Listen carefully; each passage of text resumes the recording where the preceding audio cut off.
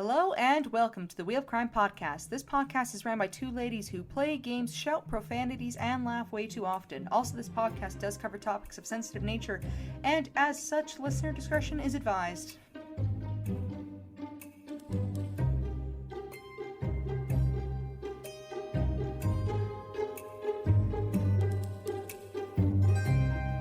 Hello, and welcome back to the Wheel of Crime podcast. My name is Jenn. My name is Emily, and welcome back to another week where we get to bless your ears with whatever this is.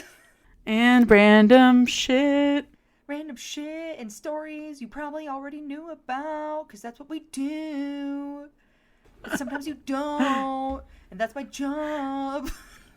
I feel like, you know, especially on your end of the podcast, like, because Emily, if you've been here before, you know that Emily and I, switch off. Like, 1 week she tells a story, 1 week I tell a story. We're in an Emily week right now, and I feel like during your weeks, we all learned something crazy that we never would have even considered before. That's true. You know? I do find joy in especially surprising you with things that you don't know about, because I feel like half the time they're just on the level of unhinged where you feel like it shouldn't exist, but then it does, and you're like, what? Did that actually happen? Which, it brings me great joy. I love that part of things. I can honestly say that 99% of the time, I have no idea what the fuck you're talking about. But I even have fun on the 1% of the time that you do, because it's always something random, but also usually because you watched Supernatural, I've noticed. The odd times that you know something, it's because of Supernatural, which I can't even blame you, because Dean Winchester, he's just a sexy guy. Like, I don't know what to tell you. So hot. So hot. All of them, actually.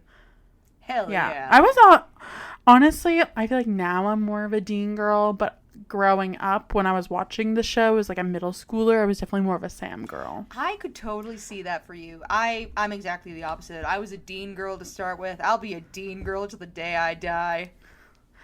You know, I don't know. I feel like I liked how juvenile Sam acted back then, but now I'm like, I need something more mature.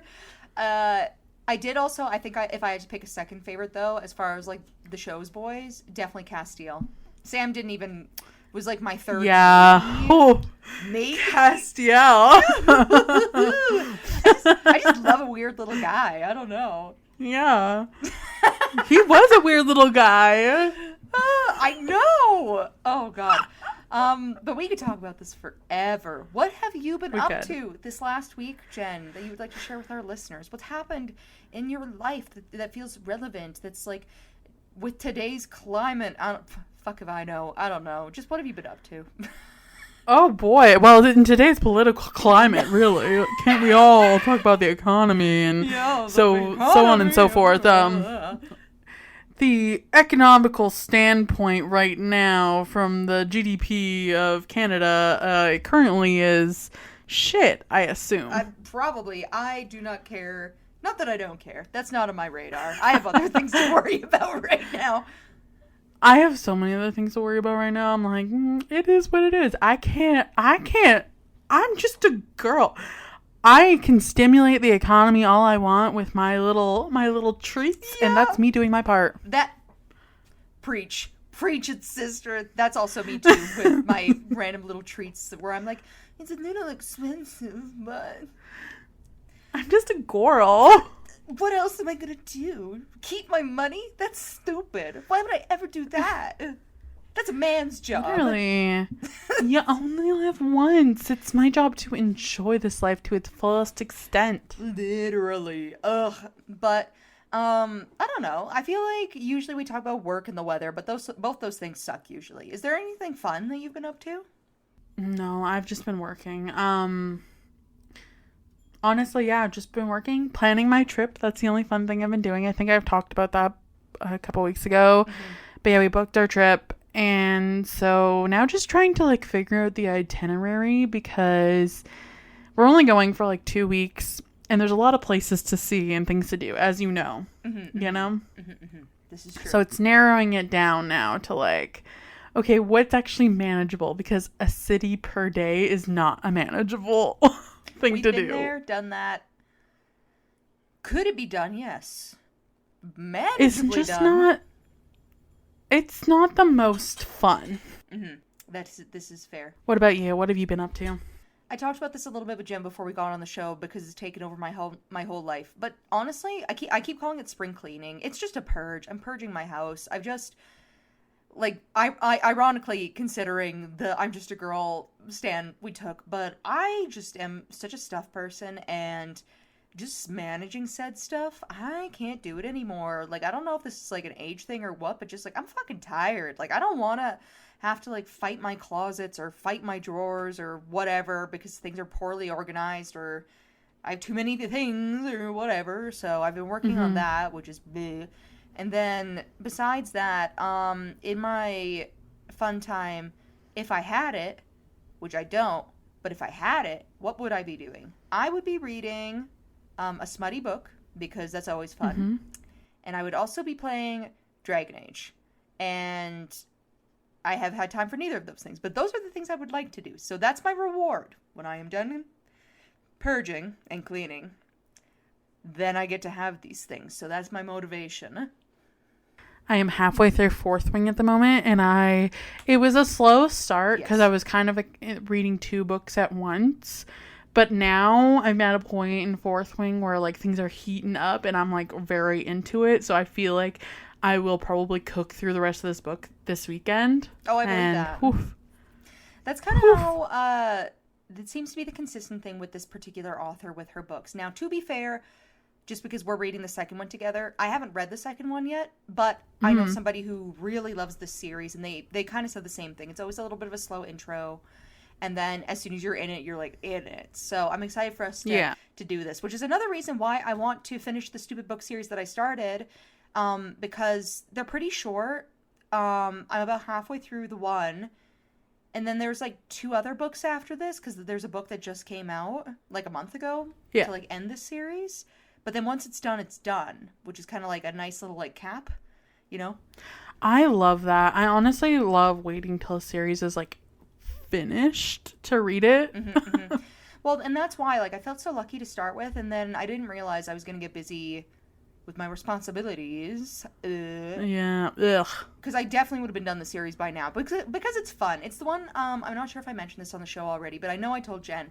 It's like a Wednesday Addams inspired smut series, which I have never seen Wednesday, but I know enough about it. Me either.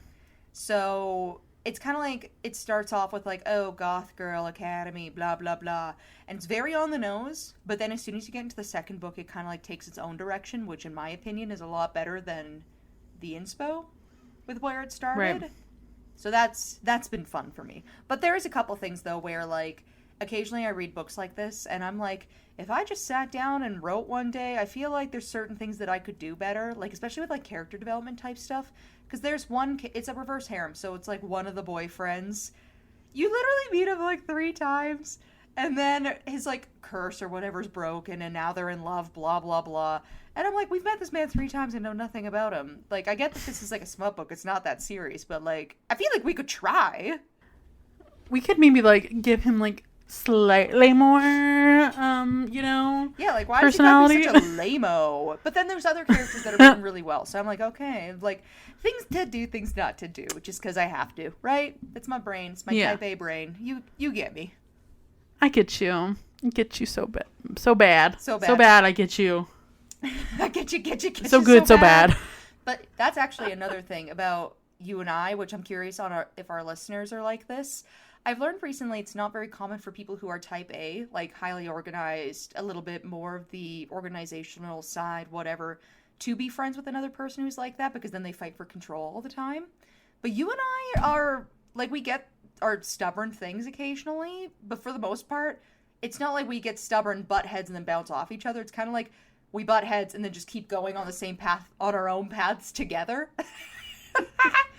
I feel like we are type A about like slightly different things though. Like I definitely am more type A about like planning a trip, you know? Yes.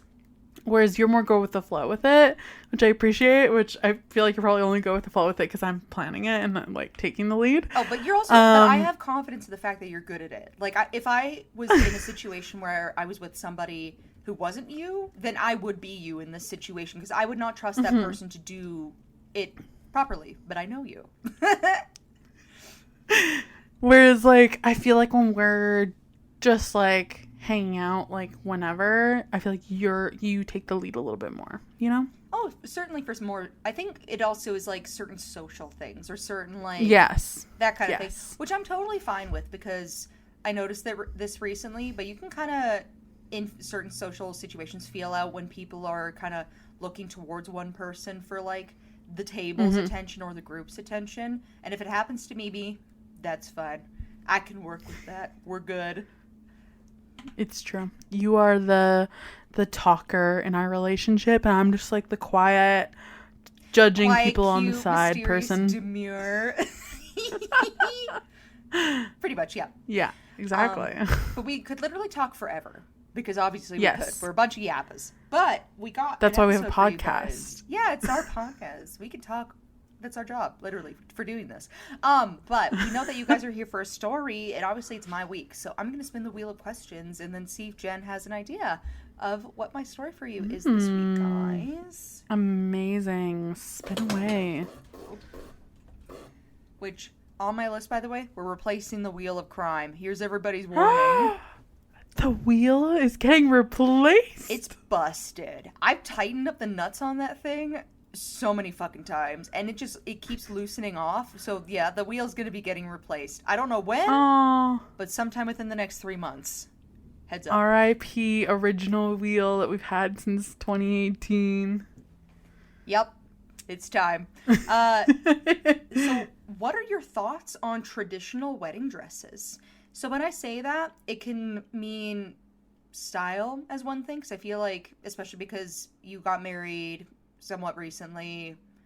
I got married during COVID. It's a different thing. But I feel like there's certain things when you're shopping that you see a lot. But then also traditional in the sense of Western culture being that, you know, the white dress. It's got a train, usually, these things. So what are your thoughts on that specifically? I feel like if we're just comparing our weddings, my dress was slightly more traditional than yours, just because yours was like more of a blush tone and mine was white, obviously. Oh, yeah. But do you prefer do you prefer doing a more traditional thing, or like say you were to get married like again tomorrow? Like would you still go the more traditional route? Like would I wear the same dress? Do you think? Is that the question? Let's say money's out of the question. Would you? Yeah. I would wear a similar dress, but the one thing I did not like about my dress was it had a train, and I wanted to chop that shit off, but they were like, that's gonna be an extra $1,000, and I was like, actually, it's fine. Actually, I don't care that much. Why? I don't know. Is it like not just I was like a form of hemming? Literally. But like they're like, yeah, it's $1,000. So I was like, okay, I'll live with it, I guess. And then to put those like things that like you pin it up with, that they were like, yeah, that's gonna be $900, and I'm like, it's fine. I don't care that much. That's 100% the wedding tax coming into play, because my wedding dress, because it didn't look like a wedding dress, and I think I actually bought it being sold as a prom dress, if I'm remembering correctly, but to get it hemmed was like $70. That's insane. Right? Yeah.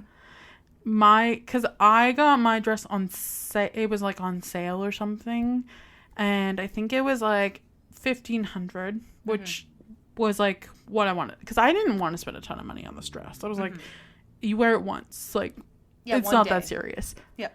So I think I got it for like $1,500, and then I think the alterations like altogether, because I added sleeves and whatever, was like $1,200, and I'm like, wow, I spent way too much on that. Yeah. But then that's the thing though, like even with how much you spent, still considered cheap compared to what people normally spend, right? But that's crazy to me.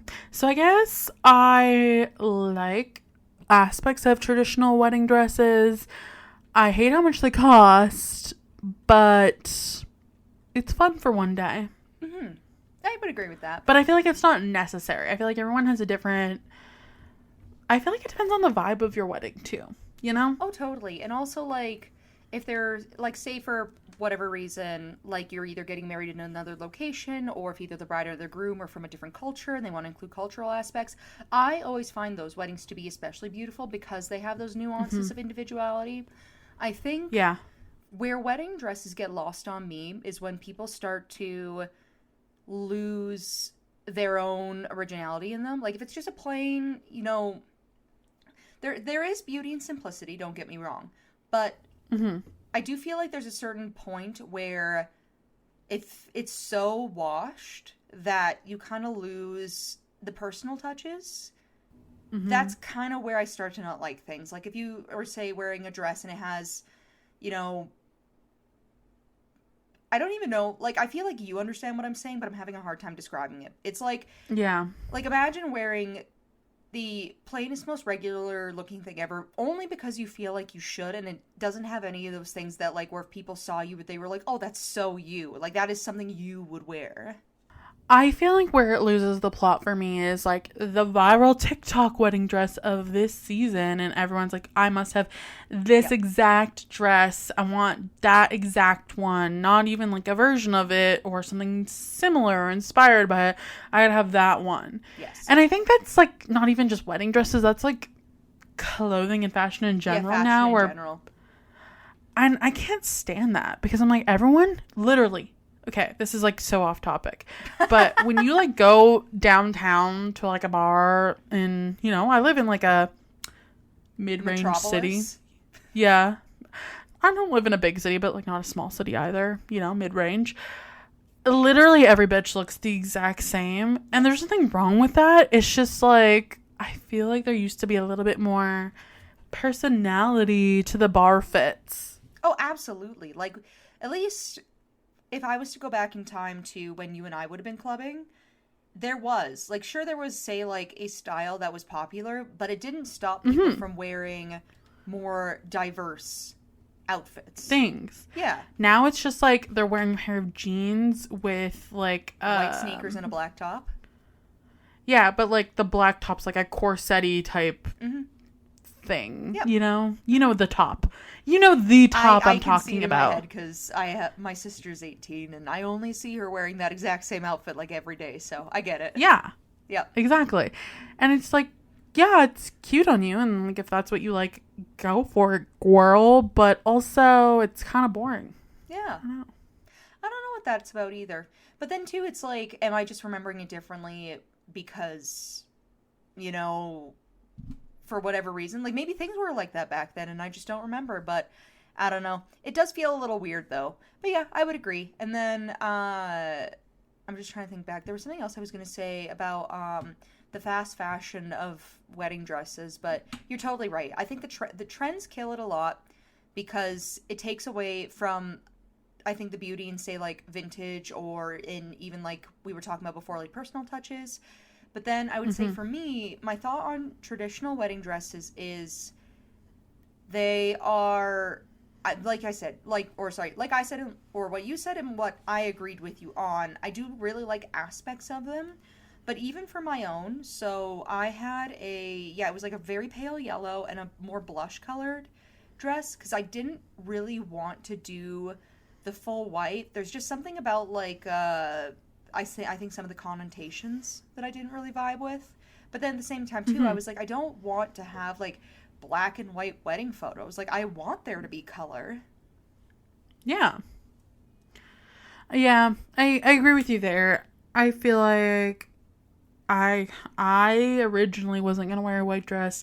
And then my mom, it was, like, very important to her. So I was like, whatever.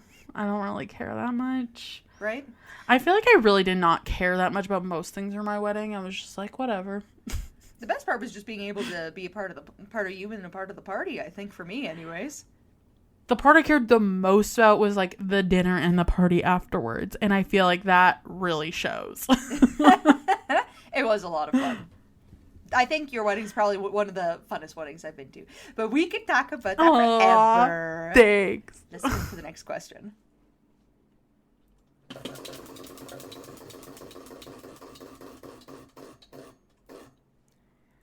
Okay. To you, what would be like a very stereotypical female ghost in media? So, like, you're watching a horror movie or a show or something, and they have ghosts in them, and there's a lady ghost. What does she look like to you? Like, what would be the stereotype? It's a bride. It's literally a bride. Yeah, you're right. It's either a bride or it's like a Victorian lady of some kind. Yeah, right? Like, I was thinking about that when I wrote this question, because I was like, you see the joke online where it's like, oh, you never see a ghost that listens to Britney Spears, or is like, you know, wearing skater boy outfits or whatever, and it's like, yeah, that is kind of weird, isn't it? It's always like the Victorian or, yeah, like somebody who's like, it was my wedding night and my husband cheated on me and then I fell off the roof and now I live here forever. That's so depressing. So sad. Sorry. So there's just like a fleet of canoes going past my window. That's very distracting. There's like 20 of them. Sorry. Wow.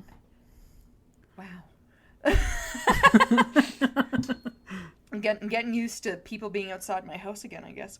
But yeah, I don't know. I would say that for me anyways is pretty much the same as what you said. That's the stereotype for me. I don't know. Yeah, that's pretty much it. I don't know if I've ever really... I don't see in my head a ghost that's not like you said, a bride or a Victorian ghost. Yeah. All right, on to the next. Yeah.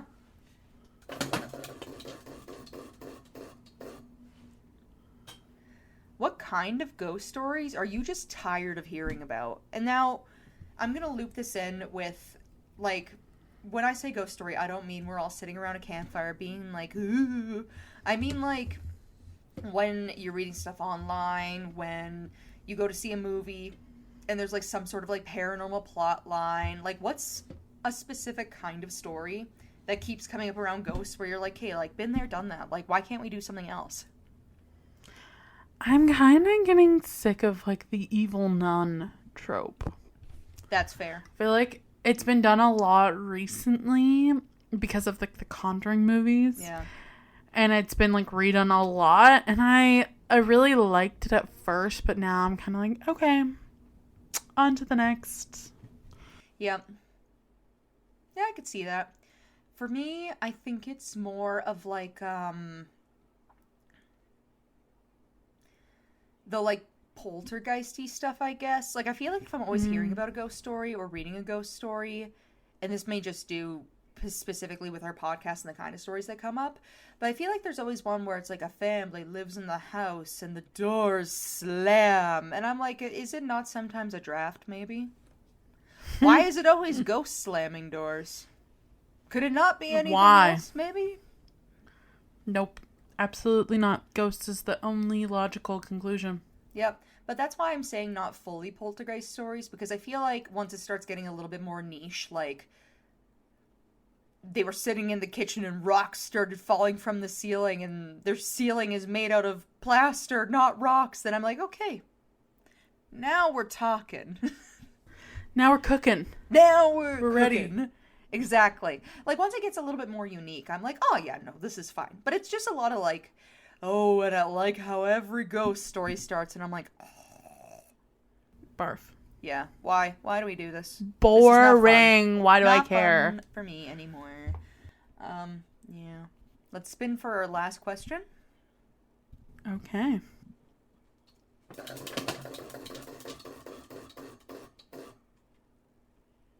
So, when you think of ghosts, what time era comes to mind? It's like the Victorian era. Yep. Same for me. And it's like, why not anything before that? Obviously, there's older ghosts, so why specifically the Victorian era? I don't know. I feel like that's what's been really popular in media. So that's what feels like the most iconic, you know? Right? Whereas, like, not to say that there aren't older ghosts that exist. Like, we talked about this when I did my Scottish episode, right? With the Scotland graveyard. Like, there are obviously older ghosts in other parts of the world. It's just like, why do we only ever think of the Victorian ones, right? Which there is a theory about that. Is there? Yes. There is a theory that the reason why ghosts kind of coincide with the Victorian era is that maybe people's souls or spirits are being imprinted because that coincides with the introduction of electricity in people's homes.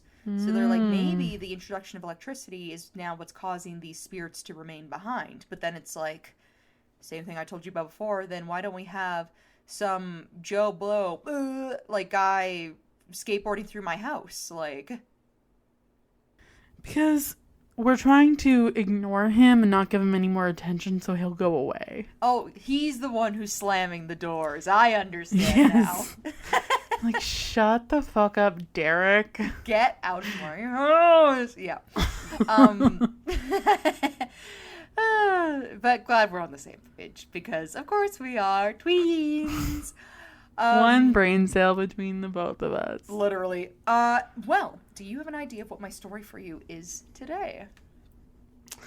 I think it's like a woman in white, like a Victorian bride ghost story. Ding, ding, ding, ding. So, because I talked about the red lady, I figured, well, I might as well talk to you about the white lady, since that's also another ghostly trope, and they kind of go together.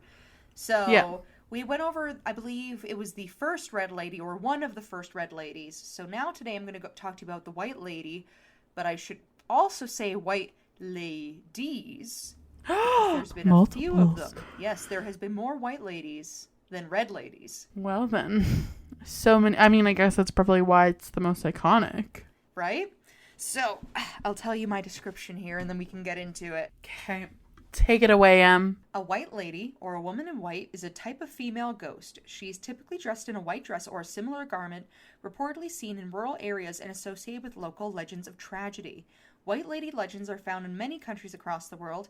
Common to many of these legends is an accidental or impending death, murder or suicide, or theme of loss, betrayed by a husband or fiancé, and unrequited love. Ooh. So, a lot of these things I feel like we kind of already know, because it's like you said, woman in white, bride, everything that kind of goes along with that tragedy usually. A lost fiancé. Yes. But yeah, with that, I am going to get into some stuff here about our white ladies. Ooh, take it away, Em. So, I'm just going to make sure I'm reading this in correct order, because I also have them broken down to regions in the world of, like, the most popular white ladies of those areas. So I don't want to start off on a confusing note. So I guess in a continuation, before I get into my countries, this is kind of like a continuation of the description. So basically, they have records of white ladies in medieval legends as well. And the white ladies in these ones are fabled to appear by day as well as by night in a house in which a family member is soon to die. They also appear within photos just before or after death. So, you know, those like photo booth, like ka-ching? I don't know what they're called. You're the photo person, not me. Where, you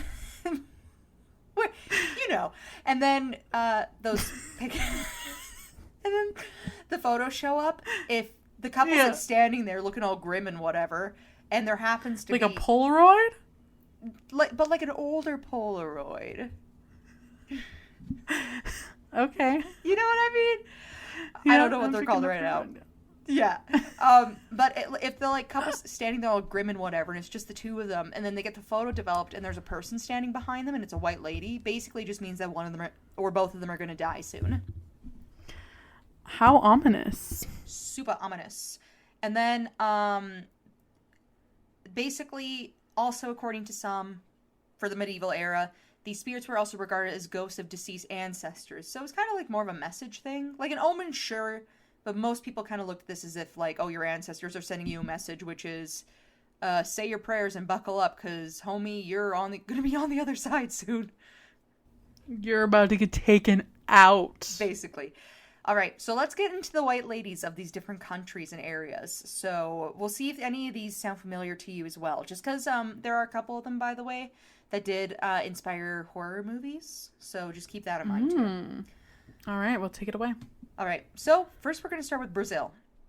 So called the Dama Branca or the Mulher de Branco in Portuguese, the Brazilian lady in white is said to be the ghost of a young woman who died in childbirth or violent causes. According to this legend, she appears as a pale woman in a long white dress or sleeping gown, and although usually speechless, she will occasionally recount her misfortunes. The origins of the myth are not clear. Luis de Camara Cascoros, Dicionario, probably wrong, do Folklore Brasileiro, which is also a part of the Brazilian Folklore Dictionary, proposes that the ghost is related to the violent deaths of a young white woman or the violent deaths of young white women who were murdered by their fathers or husbands in honor killings. The most frequent reasons for these honor killings were adultery, actual or suspected, denial of sex or abuse. Monteiro Lobato, in his book Euripides, describes a young woman starved to death by her husband because he suspected that she was in love with a black slave and only gave her the stewed meat of his corpse for food. So, grim? Yes. Very. And you'll see that there's a lot of, like, similarly morbid backgrounds to the White Lady because they're almost always, like I said in the description, they're always rooted in some form of, like, betrayal, and there's usually a spousal element to all of these white ladies. They don't always end up being the bride, like the white ladies themselves, but right. It's interesting, right? It is very interesting. All right, next, our favorite country in the world, Canada. What up? What up? So, white ladies are called Dames Blanches in French. A popular legend claims that the surroundings of Montmorency Falls near Quebec Swippy. I feel like you need to say that more like a Quebecer. It's got to be a little bit more harsh. Quebec City. Dames Blanches. Which, Dames Blanches, Montmorency Falls. Quebec You City. need more vigor, more anger, more cigarette smoke in your throat. I think that at that point I'd have to just take in the essence of Quebec in order to get there, and I'm not there yet. I'm rinsed. You're not true Quebecer. I'm washed of Quebec, so. Near Quebec City are haunted by a white lady. It is said to be the spirit of a young French-Canadian woman whose fiancé was killed while fighting against the British in the Battle of Beauport. The young couple allegedly used to meet near the top of the falls, and accordingly, the grieving woman is said to have chosen the site to end her life by throwing herself into the raging waters while wearing the wedding dress that she had recently ordered to be made. A smaller waterfall in the vicinity now bears the name Chute de la Dame Blanche, also known as the White Lady Waterfall, in reference to this legend. Which, drowning yourself in a wedding dress would be a rough way to go. Those bitches are heavy. I mean, it would ensure you sink to the bottom faster. That it would.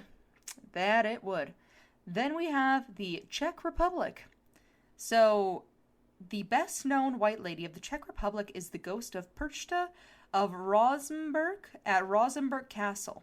Perchta of Rosenberg, from the year 1429 to 1476, was a daughter of an important Bohemian nobleman, Uldrich II of Rosenberg. She married another nobleman, Jean of Liechtenstein, in the year 1449. The marriage was quite unhappy. One reason may have been that Perchta's father was reluctant to pay the agreed dowry. Probably a huge reason. During her married life, Perchta wrote many letters to her father and brothers about colorful descriptions of her unhappy family life and bad treatment by Jan of Liechtenstein. Some 32 of these letters had been handed down, and legend has it that her husband was dying. He asked for her forgiveness for his treatment of her. Perchta refused, good for her, and her husband cursed her. Of course he did. After her death, she returned as a ghost to her family's holdings. And according to legends, the ghost was most apparent in the settlements of Rosenberg, Český Krumlov, Jindřichův, Hirdrich, Trebon, and Telch. I don't know where any of those places are. Me either. The story of the White Lady is also included in ancient Bohemian legends. Interesting. Yeah, I just find it super ironic that he literally tortured this poor woman her whole married life, and then was like, can you forgive me? And she's like, nah, bitch. And he's like, good. I curse your name. And she's like, Okay. just one last fuck you before you leave this plane. What did I ever do to you? Poor girl. Just like tormented till the end. Literally. Then we have Estonia. The most famous white lady of Estonia is said to reside in Haapsalu Castle. According to the legend, a cannon, which, by the way, I did make a note that I was going to research more about what this was specifically, because I'm assuming it's a role or like a title or something. I did not, so we're just going to roll with it. Slay, we all know what that means. Yeah. Right? According to legend, We all know what that means. According to legend, a canon fell in love with her, so she hid in the castle disguised as a choir boy, but she was discovered when the Bishop of Ozelweek visited Haapsalu and subsequently immured in the wall of the chapel for her crime. To this day, she's said to look out. Who wouldn't want to marry a giant metal tube that launches giant metal balls? She's crazy. Which I know that's not it, but that's why I made the note to look it up, and I literally have it in my notes where it's like, look up definition, and then I did not do it. So, we're just gonna roll with it. Yeah, and subsequently immured in the wall of the chapel for her crime, which I believe this was another thing where we're going to come across this in today's notes, guys, because I was not super prepared as like I thought I was. There were things that I wanted to look further into because they're weird descriptions, and I didn't.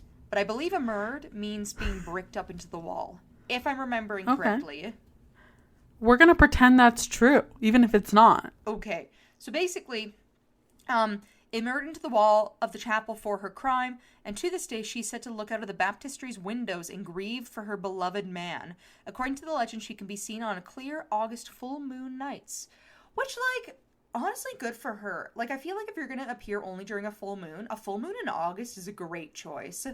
Yeah, that's absolutely perfect weather usually. I know. She's like, winter? Nah, you're gonna catch me late summer, early fall.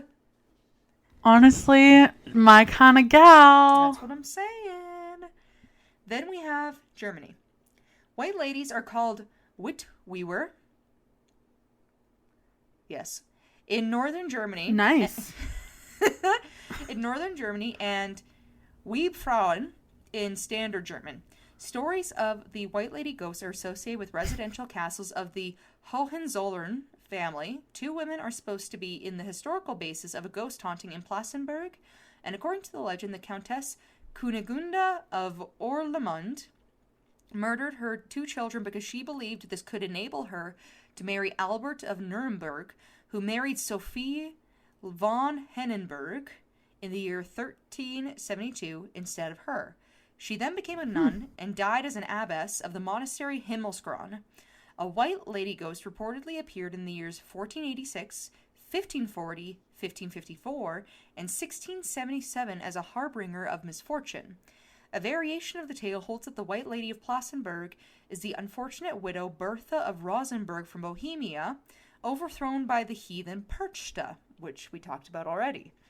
And the White Lady ghost, said to be the harbinger of death and misfortune, was claimed to be seen by the Berliner Schloss in 1598, shortly before the death of John George of Brandenburg, and again in the years 1618, 1625, and up until 1940.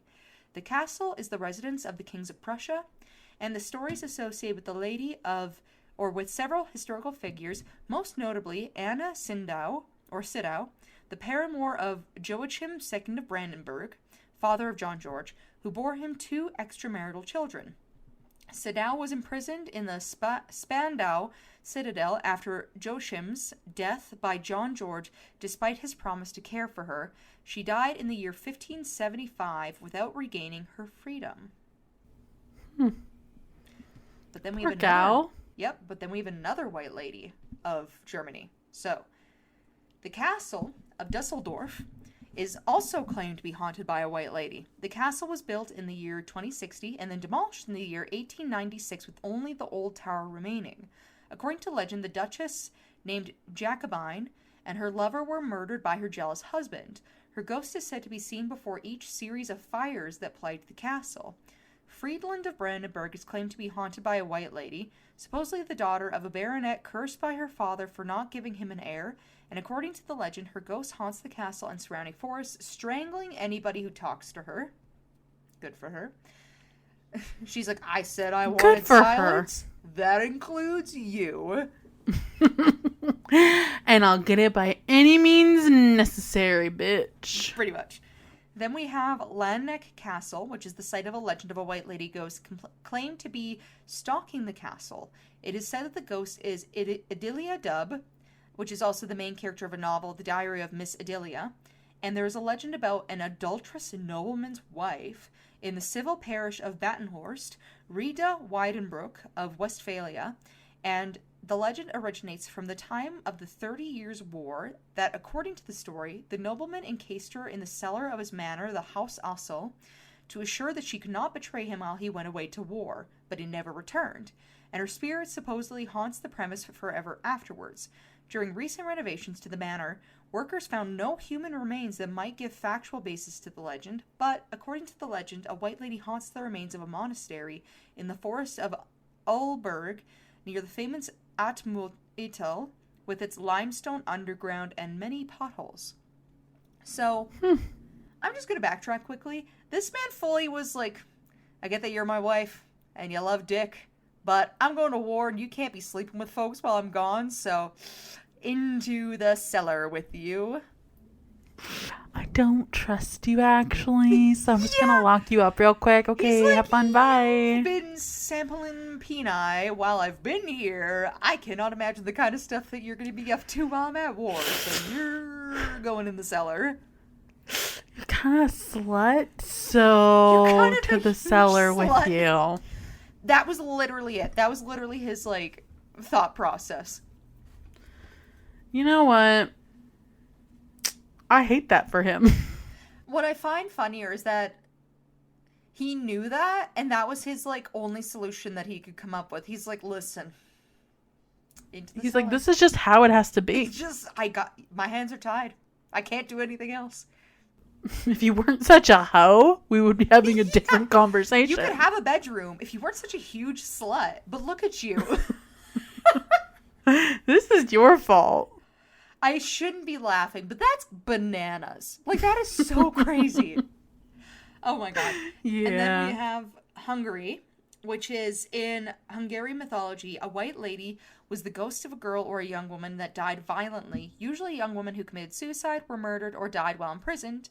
And the ghost is usually bound to a specific location and is often identified as a specific person. For example, somebody we've actually talked about already, Elizabeth Bathory. Ooh, interesting. She was the one who liked to kill her young servants and drain them of blood to keep her young forever. Yeah, I remember her. Yes. Then what a interesting lady. I was going to say a nice lady, but that is not nice. No, certainly not nice. Interesting for sure. If anything. Yes. Not nice. I promise I'm not like her, guys. Then we have in Ireland. In Charles Fort, Ireland, there's a story of a white lady, the ghost of a young woman that died on her wedding night. Her death was a suicide which followed the death of her husband at the hand of her father. She came back as a ghost to search for her father, and now every year on her marriage night you can hear her scream. People also report sightings of a female dubbed the woman in the white dress, or a Bianban, the white woman, at an abandoned house next to the White River in Dunleer, County Louth?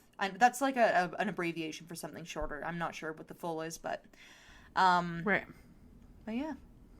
And then we have Malta, which is the Verdala Palace, or which is in the Verdala Palace. The White Lady is the name of a female ghost that lives in the Verdala Palace in the small forest of Busquet Raba, Malta. Legend has it that many years ago, the niece of Grand Master de Rohan was engaged to be married to a suitor whom she did not love. Her father told her that she must always do as her fiancé says, and the wedding day was soon upcoming, but just before the ceremony, she committed suicide by jumping off a balcony. She was wearing her wedding gown when she died. This is why she is still known to this day as the White Lady. It is said that she haunts the Verdala Palace, and many who attend the August Moon Ball confirm that the apparition does appear in the palace. According to another Maltese legend, the White Lady of Medina was also killed by her lover after being forced to marry another man. Many have claimed to see the spirit, and always after 8 o'clock in the evening. She usually appears to children under 8 years old, heartbroken teenage boys, and elderly men. When she tells the children goodnight and bids them to return home, she advises the teenagers to find another or join her and become a part of her shadow, which is her ghostly followers.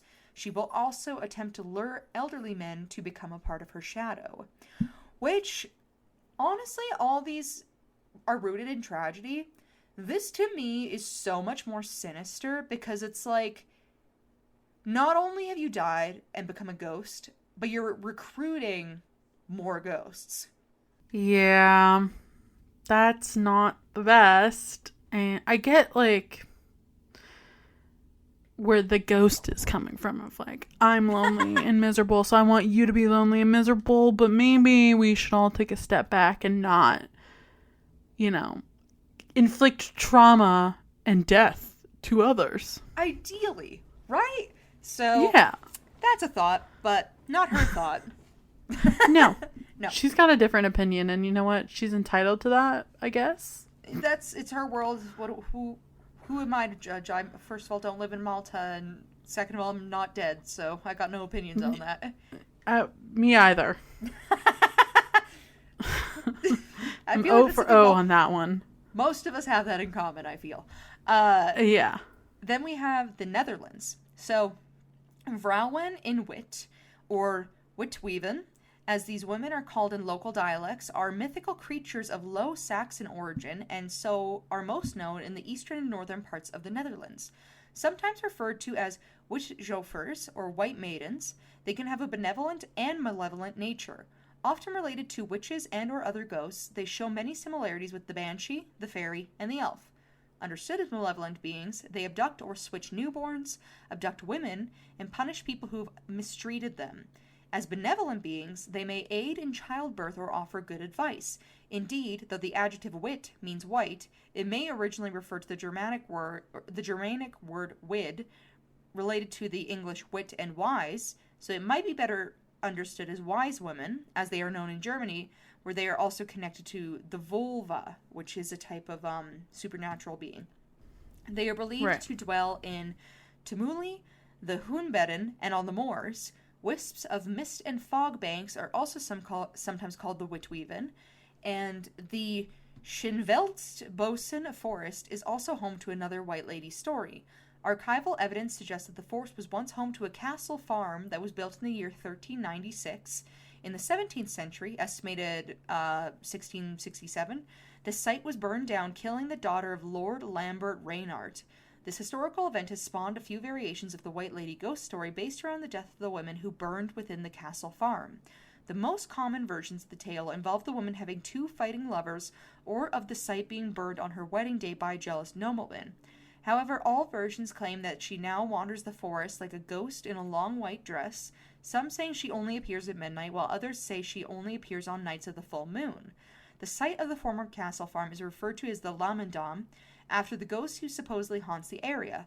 The term is a Dutch adaptation of the French La Madame Blanche, and is now protected as a cultural historical site, which would be a really cool place to check out if we ever make it over there again.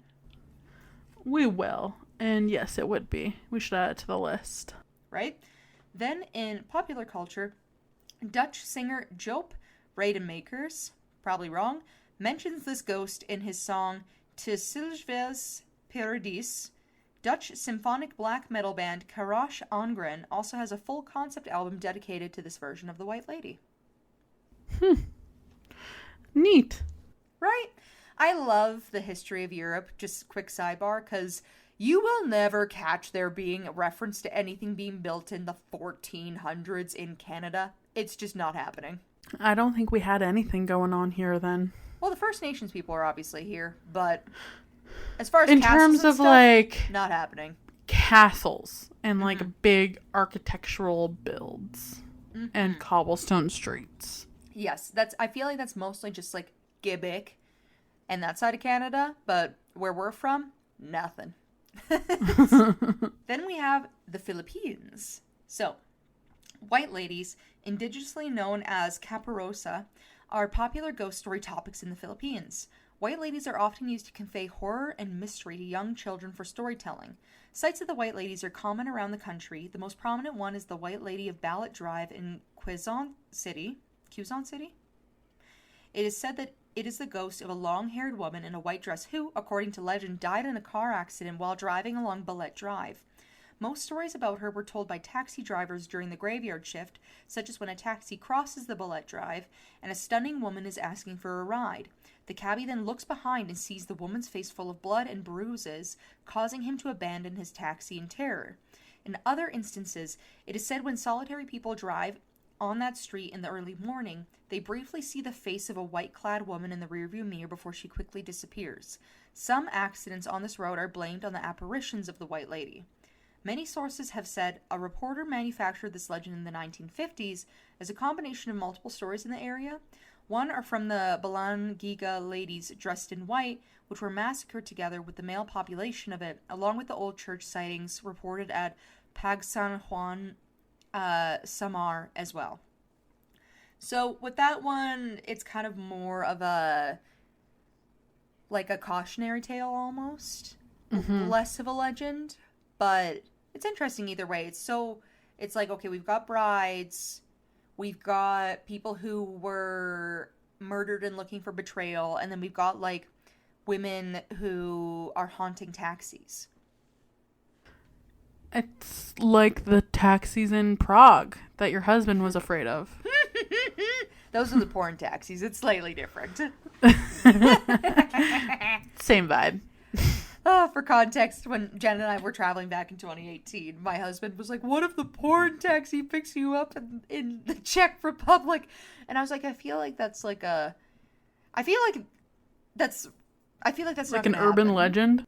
Yeah, not even an urban legend. I was like, I feel like that's like some sort of strange fetish that you feel like is a real thing that happens to people. I'm pretty sure there's not a taxi going around being like, we don't take money. Only titties. You must perform. Dance, monkey, dance. Oh my god, so funny. Alright, and then we have Russia. So, the Maidens of Uli is an East Siberian legend of the West Burand people from the village of Uli, or Unjin, in Irkutsk Oblast, Russia. The legend tells about a young lady, Dulhai, probably very wrong, who did not want her to marry. She kept running away from her husband, who treated her disrespectfully and then locked her in a black yurt instead of a traditional white one. Buzhuhai then hung herself in a barn after singing and dancing at someone else's wedding for 8 days and 8 nights, feeling unwanted and unloved. After her death, she became a Zion, a spirit, where she joined other spirit maidens, which there are some 350 of them, who haunt fiancés on their wedding day, bewitching them with their beauty and then dragging them into the netherworld. I support them. Right? Well, it's like she basically, in life, she was punished by her husband, treated her with disrespect, she felt unloved, danced at somebody's wedding for 8 days and nights, hung herself, now she's a ghost that lures other men into the netherworld. But, wow. This might be controversial, but if I had to go to a wedding for 8 straight days and nights... And dance the whole time? That'd be the end of me, too. I was going to say, I don't even think I would have... I don't know if I would have had the energy to go to the barn. I think I would just have died on the spot at some point. Like, that's a long time. I would have passed away immediately. I've been in the middle on the first day. The raw first hour. Rasputin, and my knees would snap in half and I'd die on the spot. Fold over like a cheap lawn chair. That'd be it. I'd be done. Just take me away. Right? It's fine. I'm not built for this world. Cruel world. Then we have Serbia. In the village of Koprivica, near Zajkar, there is a legend about a ghost of a woman in a wedding dress that walks around at night scaring people. This ghost is most commonly referred to as the dead woman in white, and there are 2 stories about the death of this woman. The first states that she died in the 70s in a car accident while going on her honeymoon, while the second states that she hung herself after her fiancé left her right before their wedding. She's also seen stopping cars on the road between Bor and Zajkar, In August of 2011, two brothers from Bor, inspired the legend of the woman in white, decided to prank drivers on the road towards Zochkar by having one of them put on a wedding dress and approach drivers while the other filmed it. The incident was reported to the police, who managed to identify the brothers. However, they couldn't be charged with anything since, technically, they did not break any laws. But again, bride, car. It's an interesting little triangle we have going on here. Yeah. Then we have Switzerland. A popular legend has been associated for centuries with the ruins of Ruhlbu Castle in today's municipality of Minor in the canton of Geneva. It centers around a woman without a name, supposedly the first wife of the knight Humbert de Chaulieu, who under whose leadership the castle was constructed in a swampy area at the beginning of the 14th century. He reportedly repudiated her when she did not give birth to a son. The ghost has been linked to the disappearance of people and deaths with unexplained causes. It is unclear whether such supposed appearances occurred rather during moonless nights or the full moon. However, it is undisputed that Christmas Eve is said to be her preferred timing. On some occasions, the whole castle and its former inhabitants were reportedly resurrected in its old glory for the night. La Dame Blanche herself is rumored to be of striking beauty and wearing a diadem, which is a type of a tiara. Which, sidebar, that's the coolest shit I've ever heard of. Like, the ruins of a castle being restored to life for one night so that this woman can haunt her castle. I love that for her. That's amazing. What an icon. And especially, like, then you wrap And it she with gets Christmas. a tiara? Yeah, and she makes Christmas spooky. That's all we needed. Make Christmas spooky again. Then we have, in a version from 1870, which was then published in 1902, a certain Jean Bahut told the story that he went out to the castle ruins on Christmas Eve as a 16-year-old during the French occupation of Geneva in the beginning of the 19th century to shoot some animals for dinner with his widowed and impoverished mother. He was then hit by an ice-cold breath of air which made him shudder, his blood clot, and his hair stand on end. In the darkness, a white shadow came out of the tower, uttering hollow groans. It touched him and then disappeared. The young man tried to flee, but could not lift his feet from the ground.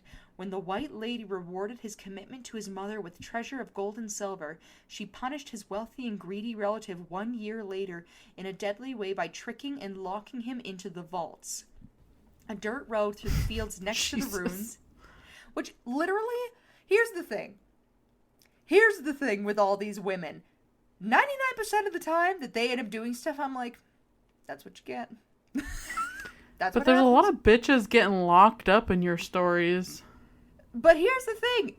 Is she wrong, though? She's like, here, No. I bequeath this boy gold and silver because his mother is poor and hungry, and and he was so brave.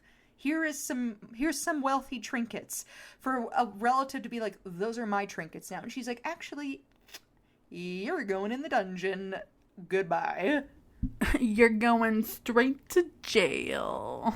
But that's what I mean, though. I'm like, is she wrong? No, absolutely No. not. Even if he hadn't stolen it, like, just put him in jail anyway. Right? I like how we know without saying anything that this relative was a man. It doesn't say anywhere that this relative was a man. But we know. I just assumed. I guess that's on me. Right? I know. And then the dirt roads through the fields next to the ruins are named the Chemin de la Dame Blanche. And in addition, a street about 1 kilometer from the north of the ruins bears the name Chemin de la Dame. A bus stop at its junction with the main street is called Vesnache la Dame. And some 2.5 kilometers in the south of the municipality of Vendouvres, another street is named Chemin de la Blanche. And the neighboring municipality of Choulis still bears the name of the family, whose lineage Humbert, as the first lord of the castle, was from, and which was first mentioned in a document almost 900 years ago. That's a long-ass time ago. All to say that there's a lot of history there. 900 years? I would hope that there would be lots of history. Right? As I throw back all of my beverages. That was the longest sentence of my life. And then in September 2019, the Geneva Chamber Orchestra performed a series of 5 concerts in the inner court of the castle ruins, which again would have been the coolest shit ever. And the collaboration by 4 Geneva-born and or based artists included a video installation that was titled Qui a peur de la Dame Blanche, which is Who is Afraid of the White Lady? Me. Me. Then we have Thailand. In Thailand, there's a story of teenagers going into a deserted house in Thwai Watahana in a suburb of Bangkok to look for ghosts and afterwards died from the accidents. In each case, there were claims to have been sightings of a woman in white at the scene, and a medium claimed that this was a vengeful spirit named Dao or Duhan, who was after them and took their lives. Scandalous. Then we have England. Finally, right? Yeah. All this talk. This is the one I've been waiting for. Yeah, and we just now get to England. So, there are 13 tales within England, which I am not going to go over all 13, but I will tell you the more prolific ones. Right? Also, so I love that there's 13. It's I feel like it's a very poignant number. Yes, it's very fitting. It is allegedly Taylor Swift's favorite number, so... It is. And she owns all of her masters now. See? I know nothing about Taylor, just that her favorite number is 13. So that one was for Jenn. And the rest of the Swifties who may listen to our podcast. Email us if you're out there, girlies. So then, 13. Tales. Within England. Also suggests that the White Lady may be a victim of murder or suicide who died before she could tell anybody the location of hidden treasure. Around 2019, in the castle of Blenkinsop in Northumberland was occupied by a family. One night, the parents woke to their boy screaming, "The White Lady!" By the time they arrived at... that's what I imagine a little boy sounds like, by the way. Yeah, I think it's pretty accurate. Yeah. By the time they arrived at his bedside, she had vanished. However, the boy reported that the lady had been angry and tried to take him away after he refused to accompany her to a box of gold buried in the vaults below. She could not rest while it was there. The same events took place the following 3 nights. When the child began sleeping with his parents, though, the White Lady no longer disturbed him, but he never again traveled through the castle alone for fear of her. Same. Mm-hmm. The White Lady, also known as the Running Lady of Beeford, East Yorkshire, resides on Beeford Strait, a stretch of road between Beeford and Brandisburton. Motorists have reported her apparition running across the Beeford Strait towards the junction of North Frodingham. I love England so much. The names are always so fucking crazy. I know, I love all their goofy names. They're like really good at naming shit over there. Which are real places, to be clear.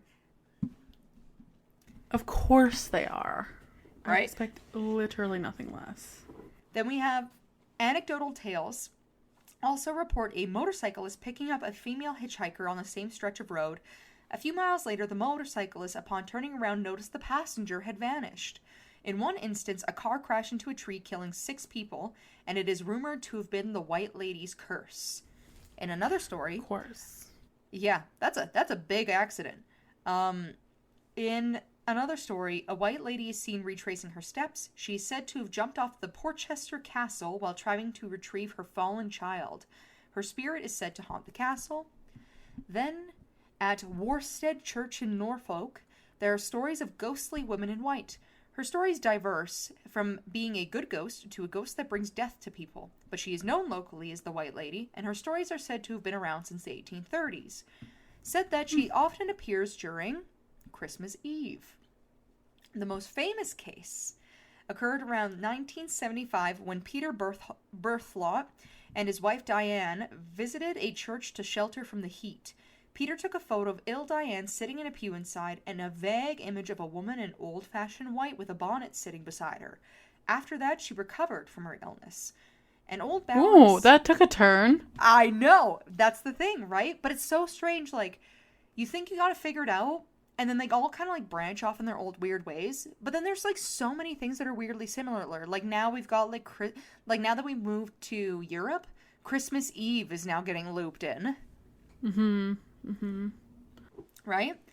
So then an old ballad is sung about a ghost that is haunting the Oakhampton Castle. My lady hath a sable coach with horses 2 and 4. My lady hath a gaunt bloodhound that goeth before. My lady coach hath nodding plumes, the driver hath no head. My lady is an ashen white, as one who is long dead. Aww. Right?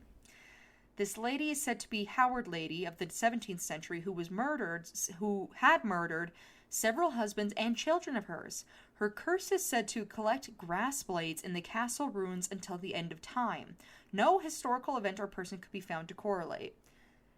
Sidebar, that is a crazy curse to be given, where you've killed all your husbands, all of your children, and then as a ghost you have to go around and pick individual blades of grass that grow in the ruins until the end of time. Like, she did bad things, sure, but do we need to torture her for eternity? Maybe, actually. That's kind of a lot of people and children to kill. Well, okay, you got me there. Yeah, right? Well, my thing is that, like, that feels like such a niche curse, though. I feel like most curses, we hear them and we're like, okay, been there, done that. Like, whatever. Picking individual pieces of grass forever? That's original.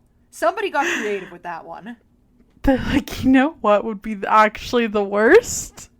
This. Yeah, imagine. No this scissors. Would be the worst. Just your fingers. Individual grasses forever. You can't pick two at a time. It's gotta be a single blade. Literally, that's what it says. Individual. Crazy. Nuts. Then we have the ghost of Pomeroy Lady, called Matilda, but also went by Margaret, is told to haunt the Barry Pomeroy Castle, which is near Totnes in Devon, as a harbinger of death to everyone to see her in the dungeon of the St. Margaret Tower. Matilda is said to have been starved to death by her sister in that dungeon.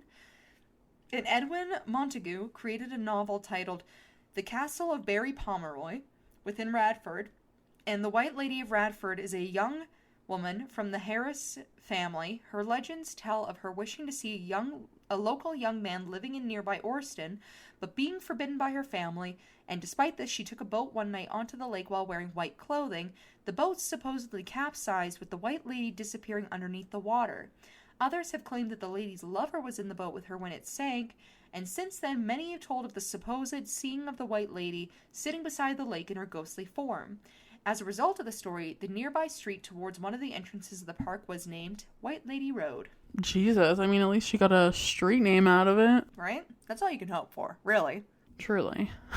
Then we have in Wales, Ye Lady Wen, the White Lady, or Dines Mwn Gwyn, which is Woman in White, is a common apparition in the Celtic mythology of Wales and Welsh folklore. Dressed in white and most common in Caelan Gaeth, Welsh Halloween, she was often evoked to warn children about bad behavior.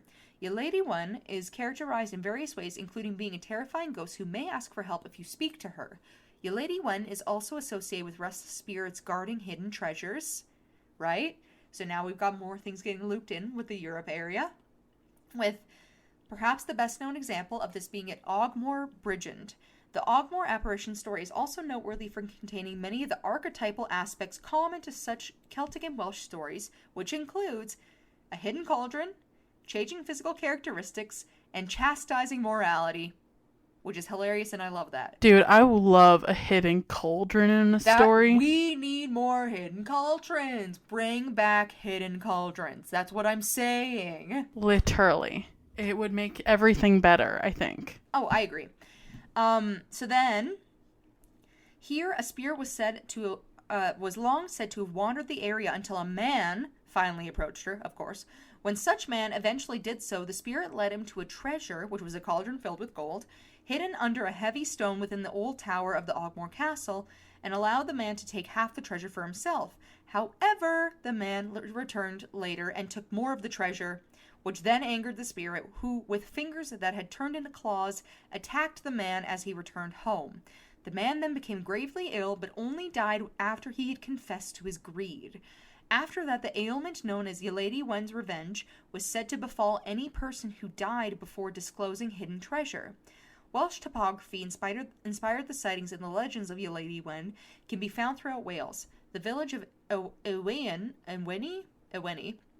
has both a White Lady's Meadow and a White Lady's Lane, and St. Athan also has a tradition of Ya Lady Wen. Which again, it's like, yeah, and? Like, she literally told him, you know what? I appreciate that you're talking to me. Take half the treasure. And he's like, fuck your life. I'm going to take all the treasure. And she's like, great, now you're going to be sick and die. You're welcome. You greedy bastard. Yeah, like, literally, she was being so kind to this dude, and then he fucked her over, and she's like, actually, you're dead. By my claws. But also, which is horrifying. Can we just touch on the audacity of men? Like, just, literally, obviously throughout history, because that's kind of what we're talking about today. But also, like, it's like, we talk about that today, but it's like, you look at all of these stories, and it's literally like, a woman who's fucking dead doing a man a kindness, and then he takes advantage of her, and so she kills him. And it's like, what, we're supposed to feel bad for them? Like, I don't feel bad for him. No. I feel bad for her. You literally she trusted him. Here's the thing. They asked for it. These men were literally asking for it. You don't fuck with a ghost. Especially not a ghost who's a woman. She has nothing left to lose. What are you going to do? Kill her again? No. Exactly. she gonna get you, guys. Get you. All right. And then we have the United States. Our neighbors. Our American friends. Yes. Our folks from down under.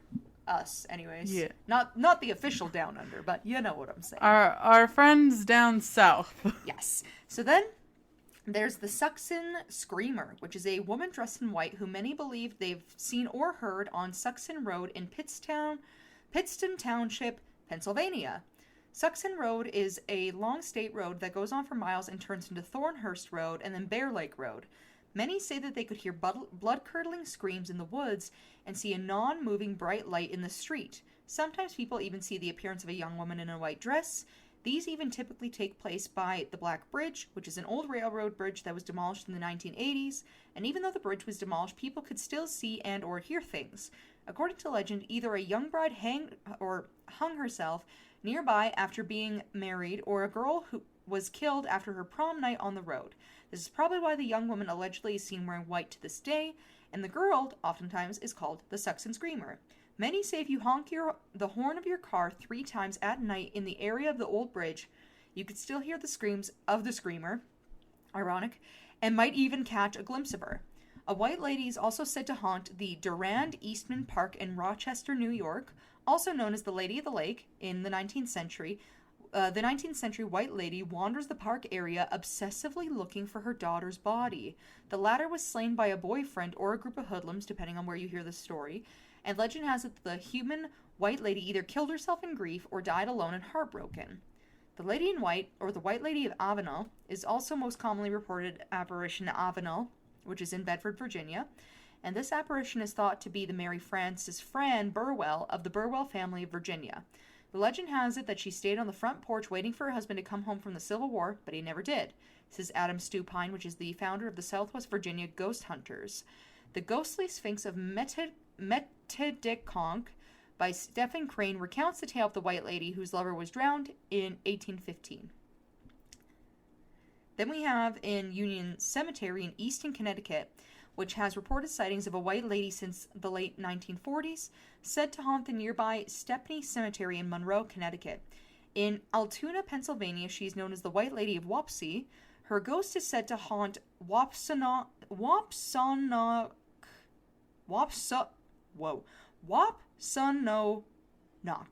Mountain and Buckthorn Mountain in the western part of Altoona.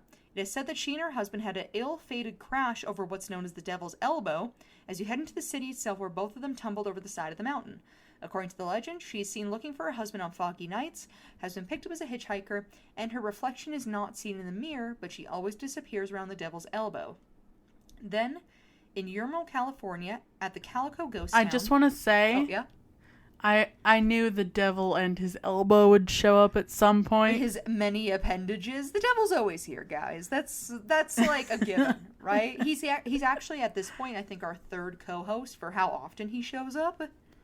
It's true. Yeah. And not in like a we're satanic kind of way, just in like, he's always here. We talk about him so much. Yeah, right? He always comes up somewhere. Then we have in Yermo, California, at the Calico Ghost Town, author Lauren Morgan Richards is also said to have seen the ghost of the White Lady up close while it roamed the outskirts of town, and he wrote about it in detail in his book, Welsh in the Old West. In Fremont, California, there are 2 instances of the White Lady legend. One is known as the White Witch, and the other is simply known as Prom Dress Girl. Both legends have ghost sightings in the Niles Canyon area. The White Witch story is about a woman named Lowry, I think. She was one of the first people in the area killed in a horse carriage accident in the early 20th century. People claim to have seen her in the cemetery, in an area with strange lights. Local legend says you can see her walking from the ridge between Niles' holiday-style sign and the canyon, whereas the Prom Dress Girl story is about a high school girl who gets in a car accident on February 26th, somewhere around the late 20th century. Sightings of her claim she's wearing a white prom dress and tries to hitch a ride from passing vehicles on Route 84 highway between Fremont, California and Sunol, California. In Dallas, Texas, at White Rock Lake Park, it is reported that the ghost of a 20-year-old looking girl, also known as the Lady of White Rock Lake, described as wearing a water-soaked 1930s evening dress, who usually appears at night along the roadside of East Lowther Drive. Witnesses claim that the phantom asked to be taken to her home on Gaston Avenue in Dallas before disappearing in the car during the ride and leaving behind a waterlogged car seat. Legends claim that the woman is a drowning victim from a boating accident in the 1930s. Reports of the ghostly encounters were published in the Dallas area newspapers of the 1960s. And that, super quickly with a lot of information, is my White Lady story for you. Okay. So, what do we think of these different White Ladies and how they all became White Ladies? All have a lot of seemingly similar situations. Like, maybe not necessarily the exact same, but, like, it's usually, like, some sort of, like, trauma or man.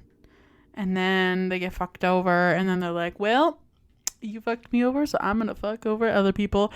Or, if you're that one lady, I'm gonna be really nice and cure your illness. Yeah, right? It's interesting. And it's like I was trying to show you when I was going through my stories. The parallels are so strange. It's like, usually she's a bride or somebody who's like, it's giving innocence, right? But usually dies at the hands of either her father or her fiance. There's also vehicles for whatever reason.